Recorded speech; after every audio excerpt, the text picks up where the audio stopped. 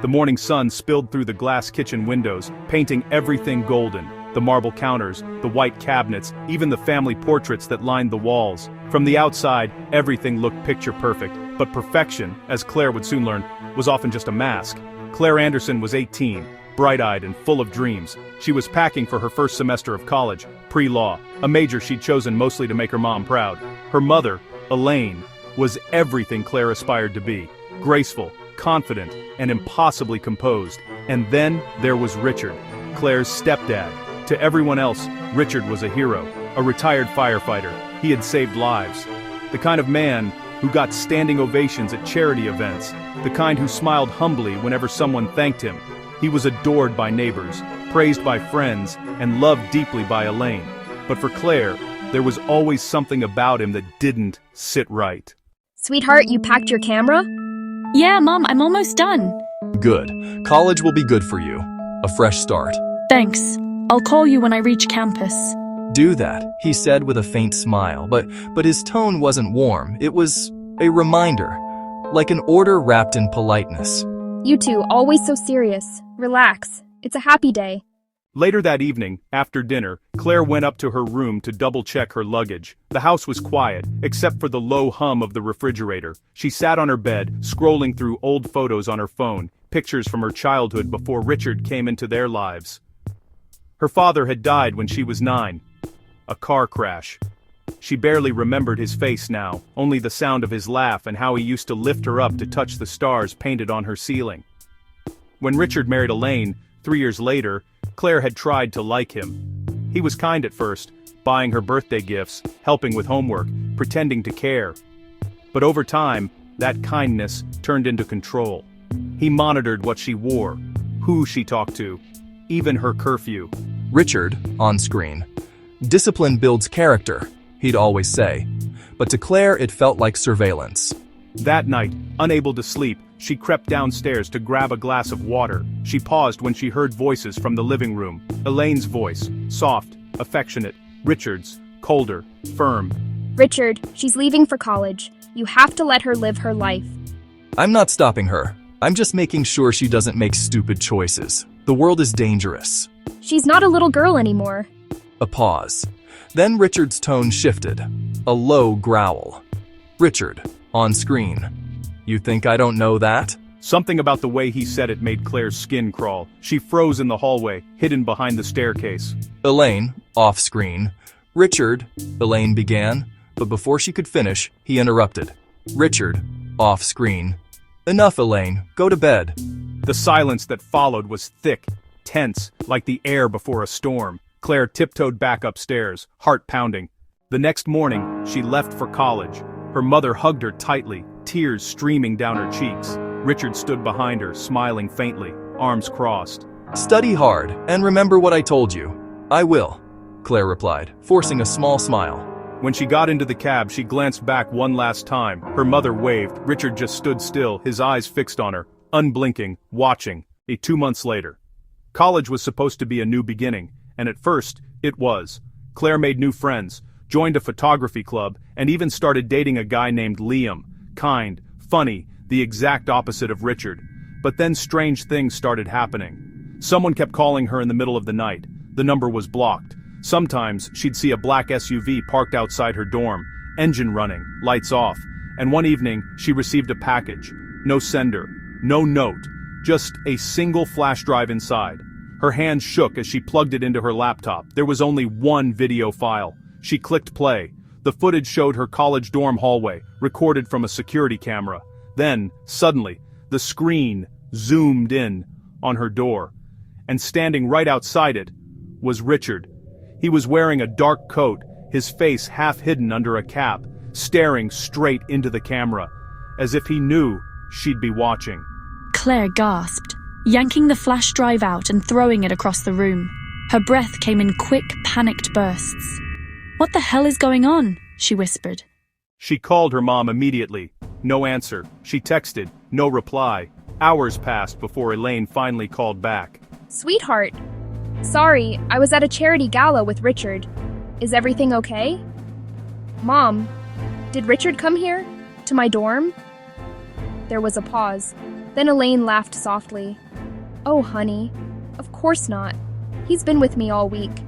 But, Claire, you've been stressed. Adjusting to college is hard. Maybe you're overthinking things. Claire didn't argue, but deep inside, a voice whispered, "She doesn't know. He's lying to her too." As she hung up, she noticed her phone light up again. A message from an unknown number. "You can't run from the truth, Claire. You belong to this family." She froze, staring at the message, the words burning into her mind. The mask of the perfect family had finally begun to crack. For days, Claire couldn't sleep. The text message replayed in her head over and over again. "You belong to this family." Every sound in her dorm, footsteps in the hallway, the hum of the air conditioner made her flinch. Her roommate, Ava, noticed something was off. Yeah, just tired. Girl, tired doesn't explain why you've checked the door lock 3 times in 1 minute. It's complicated, family stuff. Well, if you ever need to crash at my boyfriend's place, say the word. He's got an extra room. Claire nodded, but her mind wasn't on Ava's offer. She couldn't shake the image of Richard standing outside her dorm, watching. It wasn't paranoia anymore. It was real. That evening, after class, she went to the campus security office. The officer, a middle-aged man with weary eyes, greeted her with a polite nod. Hi, how can I help you? I think someone's been watching me. I got a video from the dorm security camera. A student can't access that footage without authorization. Are you sure it was from here? Yes, the camera angle. It's from this floor. Someone sent it to me anonymously. He jotted down notes, his brow furrowing. Do you have the footage? She pulled the flash drive from her pocket and handed it to him. He inserted it into his computer, clicked play, and then froze. Do you recognize this man? He's my stepdad. He shouldn't be here. Parents aren't allowed access to residential floors without check-in. Can you trace the IP or see when the footage was downloaded? This looks copied from our internal system, which means whoever sent this had access to it. Claire felt a chill crawl down her spine. You mean someone inside? Yes, or someone who hacked it. She left the office with trembling hands. The world around her, the laughter of students, the golden autumn leaves, suddenly felt alien, unreal. That night, she called her mother again. This time, Elaine didn't pick up, but Richard did. Claire, your mother's in the shower. How are you? I'm fine. I just needed to talk to Mom. I can pass a message. No, I'll wait. You've been asking a lot of questions lately. Is everything okay at school? His tone wasn't concerned, it was probing. I'm fine. That's good because I worry about you. A girl alone in a big city, you never know who's watching. The line went silent. Claire's breath caught in her throat. He knew. Richard, stay away from me. Sleep well, sweetheart. She hung up, shaking. Her heart pounded so loud she could hear it echo in her ears. The next morning she went to the library to focus, but her mind wandered. She started digging online. Old news articles, archives, anything about Richard's past. According to what her mother told her, Richard had been a firefighter for 15 years before retiring after an injury. But when she checked the state firefighter records, there was no Richard Monroe listed anywhere in their database. Her stomach dropped. He wasn't who he said he was. She found one article, a small-town news report from 8 years ago. House fire in Willow Creek. One survivor found a woman and her teenage daughter were found dead after a house fire. A neighbor, identified as Richard Hale, claimed to have rescued the bodies but could not save them. Investigation pending. The photo beneath the article made Claire's blood run cold. It was him, Richard. The same face, the same eyes, but a different last name. Claire stared at the screen for a long moment, frozen. Then she started searching Richard Hale, finding scattered mentions, but most of the results were wiped or outdated. Her hands shook as she texted her mom. "Mom, I need to talk. It's urgent. Call me now." Hours passed. No reply. Then, late that night, her phone rang. It wasn't her mom. Hello? Silence. Then, Richard's voice. You shouldn't go digging into things you don't understand. Who are you, really? I'm your family, the only one who ever kept you safe. Safe from what? From the truth. The line went dead. Claire rushed to Ava's dorm and locked the door behind her. Claire showed her the article, the text messages, everything. Okay, this is crazy. You need to tell your mom. Or the police. I tried. He's controlling her. She doesn't even know who he is. We're driving to your house, tonight. It's 2 hours away. Then we'll be there by midnight. They packed quickly and hit the road. The highway was empty, the night sky deep and endless. Claire stared out the window, her mind racing. She kept seeing his face, that same cold smile, those words, "You belong to this family." But as they neared her hometown, a thought began to form. What if this wasn't the first time he'd done this? What if her mother wasn't his first family? When they finally pulled into the driveway of her old house, the lights were off. The air was heavy, still. Claire's chest tightened. I wait here. She walked up to the porch and slowly opened the front door. It wasn't locked. Inside, everything looked normal. Too normal. The smell of lavender candles lingered in the air. Dinner plates still sat on the table, half eaten. No response. She turned toward the living room and froze.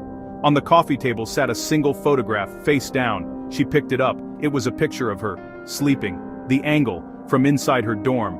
Her blood ran cold. Then, from behind her, a deep voice broke the silence. Welcome home, Claire. Claire froze at the sound of Richard's voice. Every nerve in her body screamed to run, but her feet refused to move. Slowly, she turned around. He stood at the foot of the stairs, wearing the same calm smile she remembered from childhood, except now, it looked different, darker, calculated. Where's my mom? She demanded, her voice trembling. She's resting. You shouldn't sneak into people's homes at this hour, Claire. This is my home. Where is she? He stepped closer, the dim hallway light catching the edge of his face. You've changed. You used to trust me. You lied to us. Your name isn't even Richard Monroe. It's Richard Hale. I know about Willow Creek. For a brief moment, his eyes flickered. Then slowly, a smile spread across his lips. So, you found that. Claire's heart raced. Who were they? The woman and the daughter who died? Richard took another step forward, his tone smooth, almost tender. They were my family. But they didn't understand me. They didn't know what love really was. Her stomach turned. You killed them, didn't you? He didn't answer, just looked at her with a kind of sad amusement. People never see the truth, Claire. They destroy what they don't understand. Then he added softly, Just like your mother is trying to destroy us. A sound broke through the tension. Footsteps on the stairs. Elaine appeared, wearing a robe, her face pale and tired. Claire, what are you doing here? Mom, we need to go, now. He's not who he says he is. He's dangerous. Elaine looked confused, glancing between them. Claire, please, don't start again. You've been reading things online. Mom, listen to me. His real name is Richard Hale. He was involved in a fire. 2 people died. Elaine, she's frightened. You know how her anxiety gets. Richard, maybe just give us a moment. No, we don't keep secrets in this family. The shift in his voice made Elaine flinch. Claire saw it, that flicker of fear in her mother's eyes. Mom, you do believe me, right? Elaine hesitated, then whispered, Go to your room, I'll talk to him. but Claire knew she couldn't leave, not now. As Elaine tried to calm him, Claire discreetly texted Ava, He's here, call the police. Her fingers shook as she hit send. Claire, I need you to understand something. Family isn't about blood, it's about loyalty, and you've broken that. You're insane. Maybe, but I'm the only one who's ever protected you. Then his tone dropped, low, threatening. You shouldn't have gone digging into my past. Before she could respond, there was a loud knock on the door. Richard stiffened. Elaine turned toward the sound, startled. Police, open up! Claire didn't answer. He grabbed her wrist, hard, but she kicked him, breaking free. The door burst open and 2 officers stormed in. Sir, step back. Richard froze, his expression unreadable. Then slowly, he raised his hands. This is a misunderstanding. Elaine started crying. Claire stood behind the officers, her breath ragged, her entire body trembling. Please, check the basement. I think he's hiding something down there. The officers exchanged a look. One nodded and went downstairs. Minutes later, his voice echoed faintly from below. Ma'am, you might want to see this. Claire and Elaine followed cautiously. The basement was cold and dim, lined with old boxes and tools. But on the far wall, the officer had pulled back a tarp, revealing a small hidden room. Inside were photographs, hundreds of them, women, girls, all taped neatly to the walls, their names scrawled underneath in Richard's handwriting. At the center, one wall was entirely covered with pictures of Claire, different ages, different places, even her recent dorm photo. Oh my God. Richard stood silently behind them, his calm mask finally cracking. It's not what it looks like. It's protection. Memories. I keep track of the people I love. You're under arrest for stalking and possible homicide. You have the right to remain silent. Richard didn't fight. He just turned his head toward Claire and whispered, You'll come back to me. You'll see. You belong here. Then they took him away. The silence that followed felt heavier than the night itself. Elaine sat at the kitchen table, her hands shaking, staring blankly ahead. Claire tried to comfort her. Mom, it's over now. He can't hurt us anymore. I thought he saved me. I thought he was good. How could I not see it? You believed in love, Mom. That's not your fault. Outside, the police cars drove away, their red and blue lights fading into the distance. But for Claire, the nightmare wasn't over, because when she went upstairs later to get her bag, she noticed something on her pillow, a small, folded note, her name written on it. Hands trembling, she opened it. "You can lock the doors, Claire, but love always finds a way home." Her heart dropped.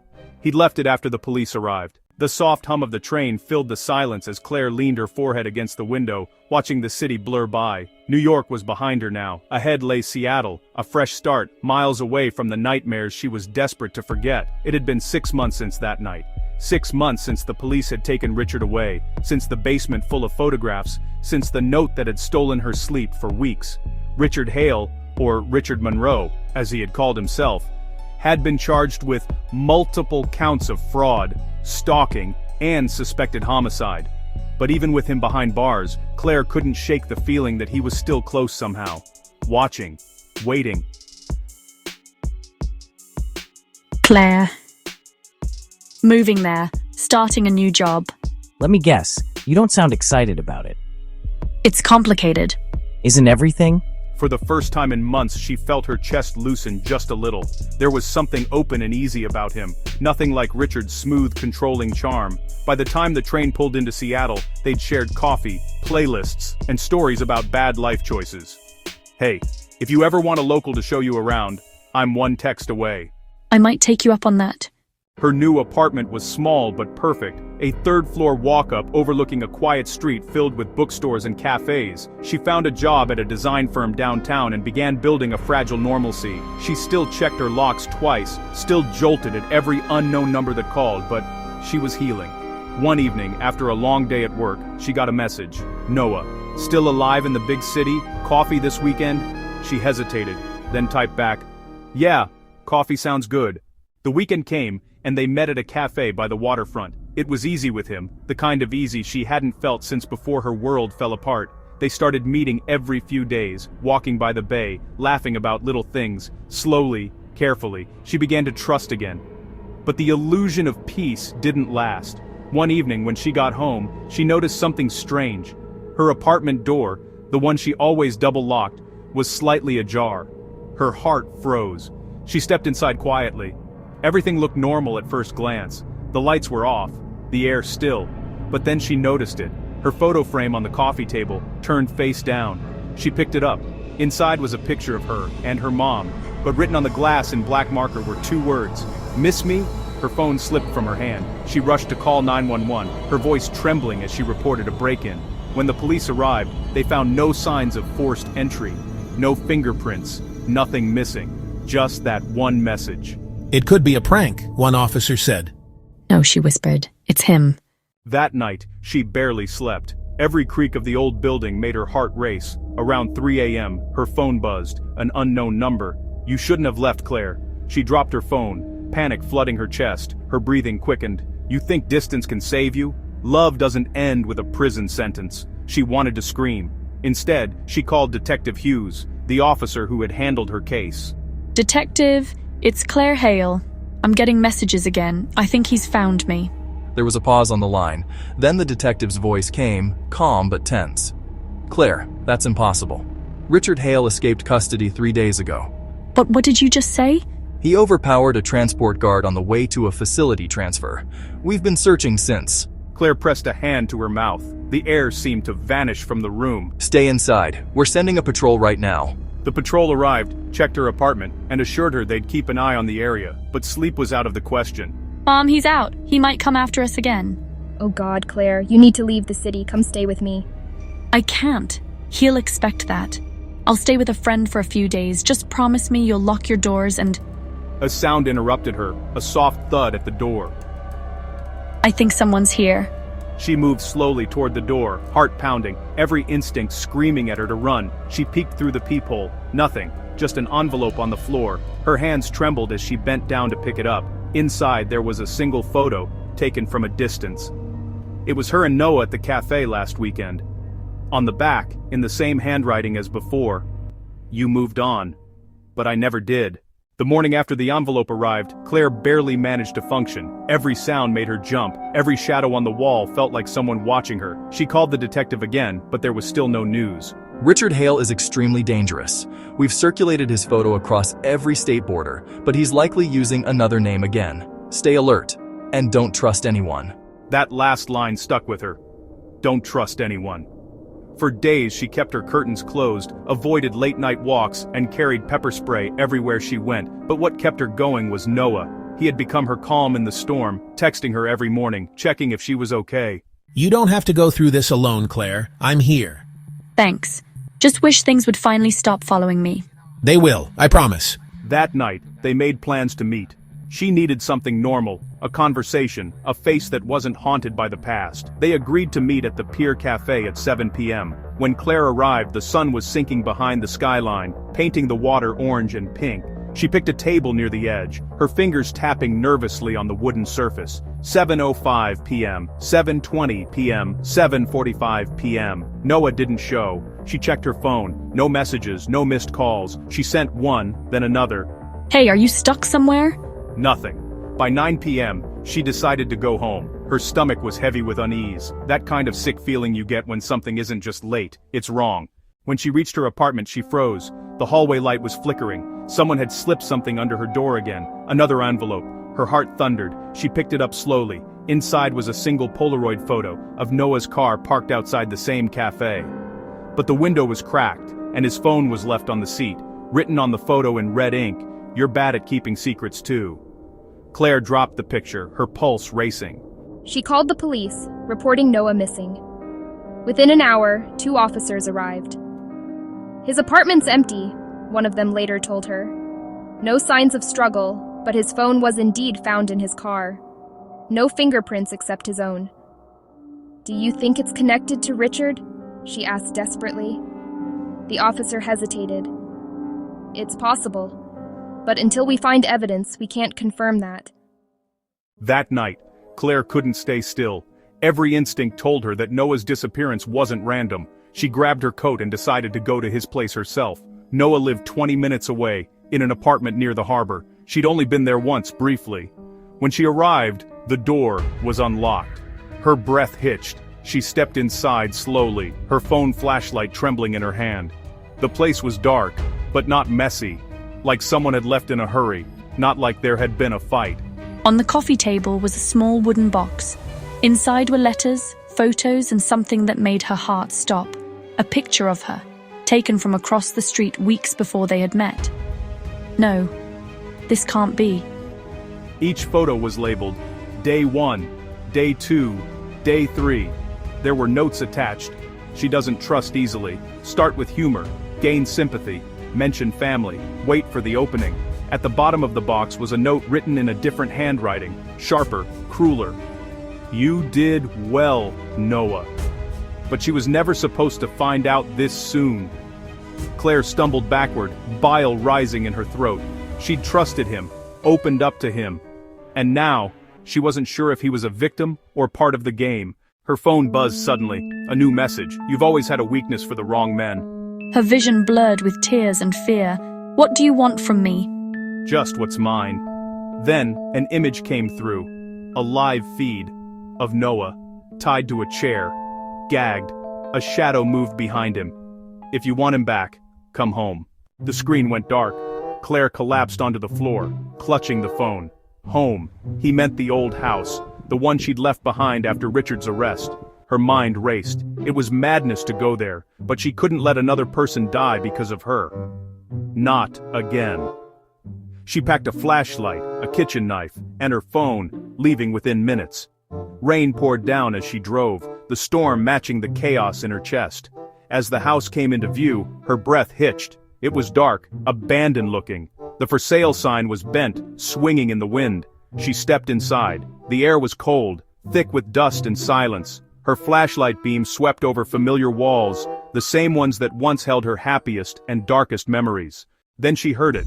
Faint breathing, coming from downstairs, the basement. Her stomach turned to ice. She moved slowly, step by step, toward the door. Her hand shook as she turned the knob and descended into the darkness below. Each creak of the stairs felt like a countdown. At the bottom, the flashlight revealed Noah, alive, tied to a chair, eyes wide. He was gagged but shaking his head violently. Shh, Claire whispered, rushing to untie him. I'll get you out! But as she reached for the ropes, she saw it. A red dot moving slowly across his chest. A sniper light. She dove forward, pulling him down just as a bullet shattered the wall behind them. You never should have come back, Claire. It was Richard. Alive, smiling, and closer than ever. The sound of that voice froze Claire where she stood. It was impossible. Richard was dead. He was supposed to be dead. No, you can't be real. Oh, but I am. You really thought you could bury me, Claire? You tried to kill me. You ruined everything. How are you even alive? I've been many things, darling, but dead? Never. Some people just know how to disappear. Noah groaned behind her, struggling against the ropes that bound him to the chair. His eyes were wild with panic. Don't you dare hurt him. Oh, Claire. You still don't get it, do you? He's not who you think he is. He helped you? Noah's eyes pleaded with her, desperate, ashamed. Claire, I didn't mean to. He made me. He said he'd kill my sister if I didn't do what he wanted. And you believed he could ever say no to me? You were watching me the whole time. Every step, every message, every meeting, every tear. You made it so easy, sweetheart. Always trusting the wrong people. You're a monster. And you're still mine.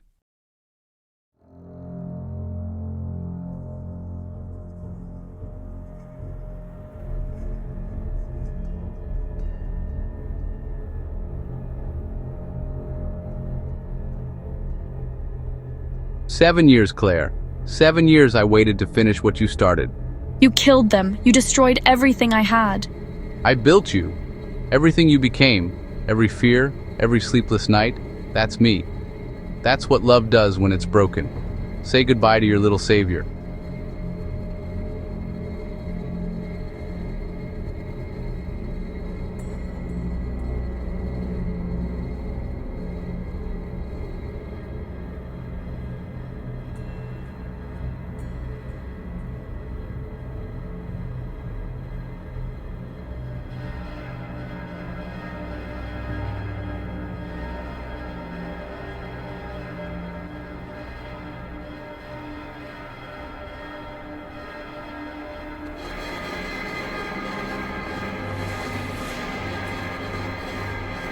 Do you know why I kept you alive? Because you were the only thing that ever made me feel human. I wanted to see you beg again.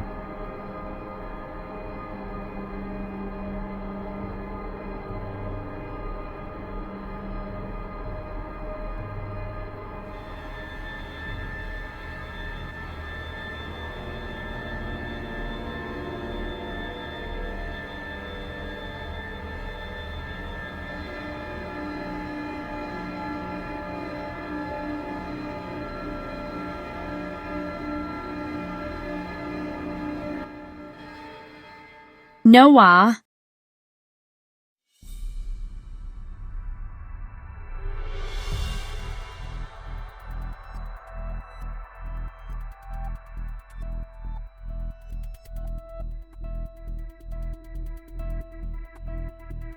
Looks like he learned from the best.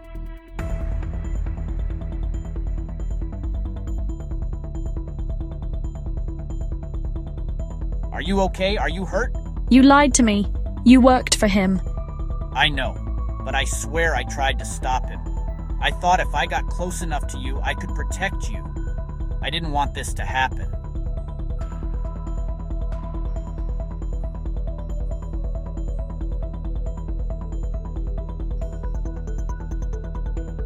It's over. It has to be. Let's get out of here.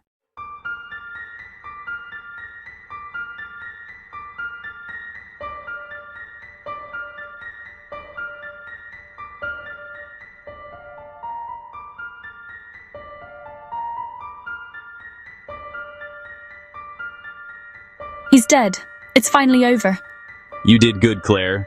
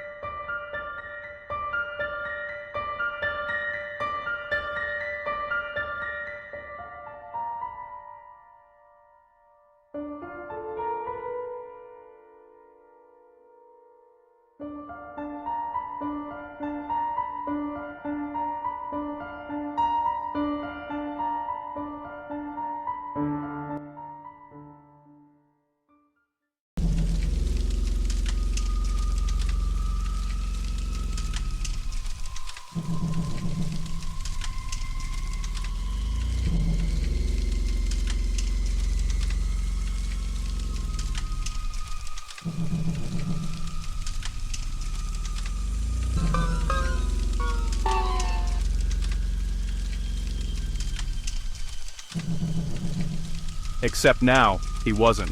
Drink this. You look like you haven't slept in days. He's still out there, isn't he? The body we found, and it wasn't him. What? The blood trail ended near the woods behind the warehouse. We found tire tracks. Looks like someone helped him escape. We're still pulling surveillance. Someone helped him? Who? That's what we're trying to figure out. But Claire, if Richard's alive, he's not going to stop. He said I was his unfinished story. Maybe he meant it. That night, Claire went home against every instinct she had. The police had offered her protection, but she refused. She couldn't live under watch again. She'd spent too many years running. Her house felt alien, like it belonged to someone else. The walls that once felt safe, now hummed with the ghost of Richard's voice.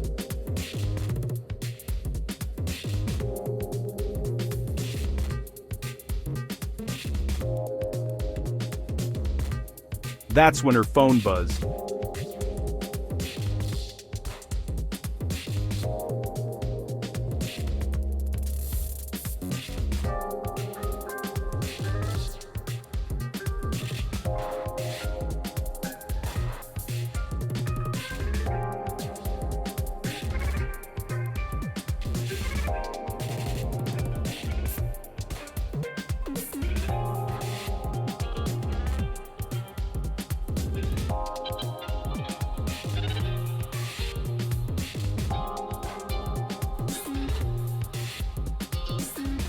Richard?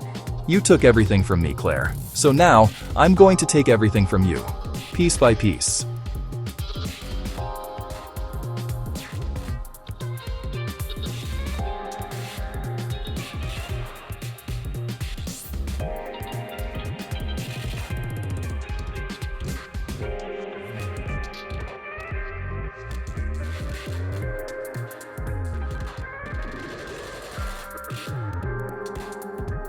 Who's there?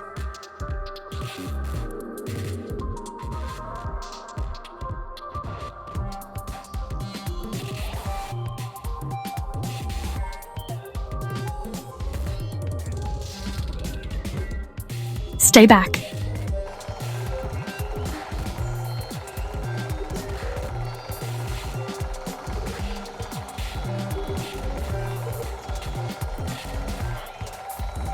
No, that can't be. Claire, you never knew the truth about your father. He wasn't the man you thought he was. He was my mentor, and your mother's first mistake. When he died, I promised him I'd take care of you. I did, until you betrayed me. You want to know who helped me? Look in the mirror. You've been helping me all along.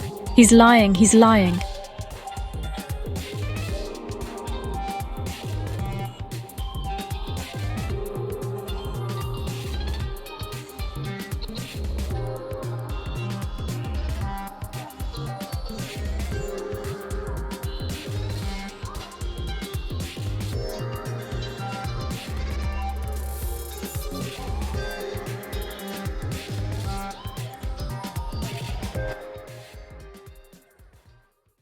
Claire, it's Detective Hughes. Detective, he's...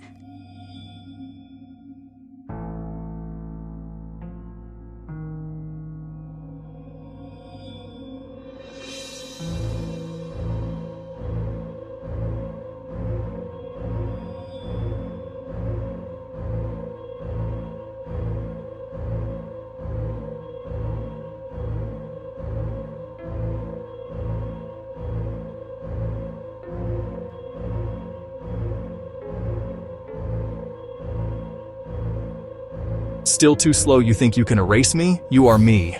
No!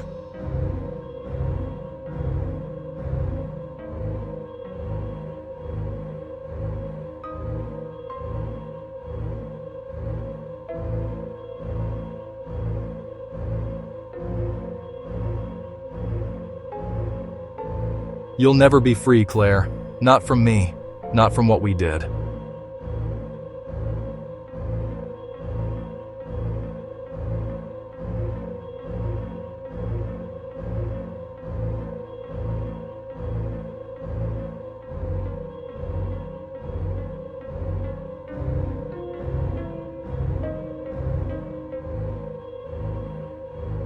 I told you, love. We burn together.